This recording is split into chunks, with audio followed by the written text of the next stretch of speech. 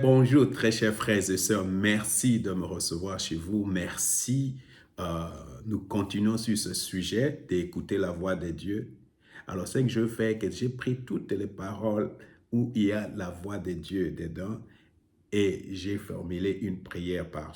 Pourquoi? Parce qu'au fur et à mesure, nous proclamons ces paroles, nous les lisons à haute voix et nous prions la prière, la possibilité pour toi d'écouter la voix de Dieu c'est multiplié par 100.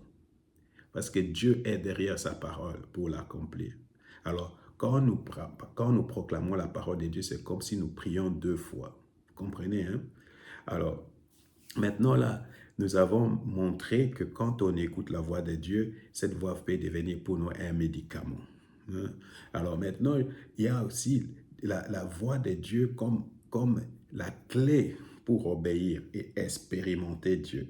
Alors, mais avant de continuer avec cela, parce qu'on va lire maintenant, on va lire Exode chapitre 19, versets 3 à 6. Hein. On va lire Exode versets 3 à 6. Alors, il faut t'abonner, il faut inviter quelqu'un à s'abonner, il faut partager la vidéo et laisser peut-être un commentaire si c'était bien. Alors, ça, c'est la condition primordiale est d'obéir. La condition primordiale pour expérimenter Dieu, c'est d'obéir à sa voix. Je répète, une condition, la condition sine qua non, la condition importante pour expérimenter Dieu, il faut obéir à sa parole. Alors, ça veut dire que Dieu nous attire lui-même vers lui pour apprendre à obéir à sa voix et à garder son alliance et devenir ainsi un royaume de sacrificateurs, un peuple distinct, un peuple mis à part. Un peuple mis à part pour lui. Nous devenons vraiment une propriété de Dieu. Tu veux devenir une propriété de Dieu, tu veux appartenir vraiment à Jésus-Christ. Si tu veux appartenir vraiment à Jésus-Christ, il faut écouter la voix de Dieu. Je ne sais pas, je dois raconter peut-être une histoire, parce qu'il y a beaucoup de jeunes filles et de jeunes hommes qui cherchent des hommes pour se marier et cherchent ils font des fiancés d'une éternité à une éternité parce qu'ils ne sont pas très sûrs. J'ai vécu ici avec beaucoup de jeunes gens européennes surtout, et il faut 5 ans de fiançailles, 20 ans. Mais je me pose même la question, pourquoi ça dure comme ça? Oh, je ne suis pas encore très sûr. Alors je me pose la question, mais la Bible dit, mes brebis écoutent ma voix et vont me suivre. Alors, au lieu de prendre tout ce temps, tu peux vraiment, la seule chose que tu peux faire, c'est de demander à ce que Dieu te parle. C'est ce qui s'est passé entre moi et ma femme quand nous étions en Chine. On voulait se marier. Les anciens de l'église pensaient que moi, je voulais marier ma femme pour avoir de papiers et je ne l'aimais pas, des choses comme ça. Parce qu'au fond, tu sais, si tous les mariages entre noir et blanc, tout le monde pense toujours que tu es derrière l'argent, tu es derrière le papier. Alors, ils ont dit qu'on devait nous deux nous séparer. Et moi, pendant ce temps, je dis, oui, ce n'est pas un problème. Si ça vient de Dieu, ça va se confirmer. Si ça ne vient pas de Dieu, ça va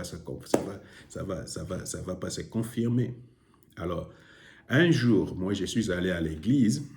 Alors, je ne connaissais pas encore ma femme. Ah, ça, c'est avant. Je ne connaissais pas encore ma femme. J'étais avec une fiancée que j'avais laissée là-bas au Congo et tout. Et vraiment, il y a un frère à moi, Don Yves, qui m'avait appelé en Chine pour me dire, preso, voilà, la sœur telle, elle s'est déjà mariée et tout ça. Je t'assure, j'étais en train de trembloter comme ça. Mon cœur battait très fort parce que c'est une femme que j'aimais beaucoup. Et pendant ce temps, j'ai prié 2 ans durant pour une femme. Seigneur, donne-moi une femme. Seigneur, donne-moi une femme. Je jeûne, je prie. Croyez ma frère, il y avait beaucoup de candidatures. Beaucoup de candidatures. Mais j'avais dit non, je ne cherchais pas. Dieu doit me donner une femme. Et pendant 2 ans, je priais. Alors, pendant que je priais, je lisais aussi des livres sur le mariage. Pourquoi? Parce que frère, la préparation rencontre toujours l'opportunité. Réponds avec moi, la préparation rencontre toujours l'opportunité. Comme je cherchais une femme, j'étais en train de me préparer pour rencontrer cette femme-là, spirituellement et tout. Et un jour, je suis allé au culte. Tout à coup, j'écoute une voix, j'écoute une femme qui dit, le Seigneur me chasse dans le monde entier. Et c'était une grande église de 2500 personnes. Je ne voyais même pas la personne. J'avais seulement écouté la voix. Au même moment, le Seigneur parle dans mon cœur directement. C'est ta femme. Et moi-même, je ne savais même pas par où commencer. C'est ma femme. Je n'ai même pas connu et vu la personne. J'ai écouté seulement une voix et à ce moment-là, Dieu me parle à l'intérieur. Directement, j'attends une voix à l'intérieur. C'est ta femme. Alors, quand maintenant les frères se sont réunis pour dire non, il faut vous séparer, tout ça, moi je dis ok, moi j'ai pas de problème, on se sépare.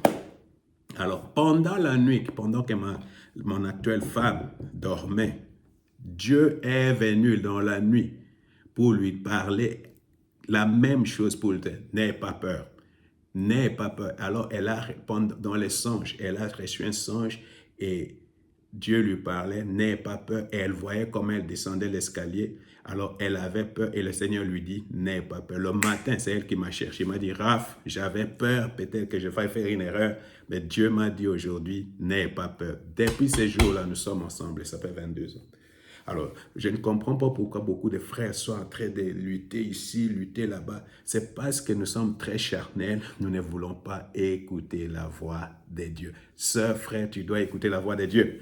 Alors, il faut comprendre que Dieu nous attire lui-même vers lui pour apprendre à écouter sa voix et à l'obéir pour que nous devenions son peuple, pour que nous devenions sa propriété, pour que nous devenions des sacrificateurs.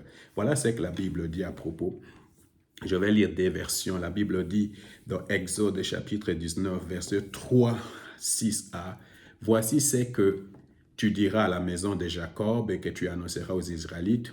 Vous avez vu vous-même ce que j'ai fait à l'Égypte. Je vous ai porté sur des ailes d'aigle et fait venir vers moi. » Le Seigneur nous porte lui-même. Il arrange tout pour qu'on vienne vers lui. Ça, c'est glorieux. Ça, c'est glorieux. Quand je pense à moi-même, combien j'étais compliqué pour convaincre. Combien c'était difficile pour m'amener à Jésus. Et le Seigneur a tout mis, tout travaillé, tout fait pour m'amener vers lui. Ce n'était pas un effort personnel ou quelque chose, c'est lui qui a fait tout ça. Alors, je vous ai porté sur des ailes d'aigle, fait venir vers vous. Maintenant, si vous écoutez ma voix et si vous gardez mon alliance, vous m'appartiendrez en propre entre tout le peuple, car toute la terre est à moi. Quant à vous, vous serez pour moi un royaume de sacrificateurs et une nation sainte. Alors, vous comprenez, pour devenir des sacrificateurs, une nation sainte, des gens propres, qui appartiennent propres à Dieu, des gens distincts, il faut écouter la voix de Dieu. Je vais lire une autre traduction parce que celle-là, elle me plaît beaucoup plus. Si vous écoutez ma voix, alors ma faveur sera sur vous. Vous serez un peuple unique, différent de tous les autres peuples, avec un niveau de vie élevé et bénéficiant d'un niveau de provision et de bénédiction inconnu des autres peuples. Tu comprends, frère? Si tu veux connaître la faveur, qu'est-ce que ça veut dire la faveur? C'est que nous serons un peuple différent. Nous aurons des bénédictions d'un certain niveau, des provisions qui sont vraiment, qu'on ne sait pas quantifier, qu'on ne sait pas expliquer. Tout ça quand on va connaître la faveur de l'Éternel. Je vais répéter ça. Si vous écoutez ma voix, alors ma faveur sera sur vous. Vous serez un peuple unique, différent de tous les autres peuples, avec un niveau de vie élevé et bénéficiant d'un niveau de provision et de bénédiction inconnu des autres peuples. Alors, tu comprends, c'est seulement si on écoute la voix de Dieu. Alors, il faut faire cette prière avec moi pour qu'on termine. Père, Merci de pouvoir m'attirer vers toi par ton Fils Jésus-Christ. Merci que tu veux être très proche de moi. Merci parce que tu m'apprends à écouter ta voix et à obéir pour que je sois totalement à toi et que je t'offre de sacrifices, de remerciements, de louanges et d'adoration. Que le Seigneur te bénisse.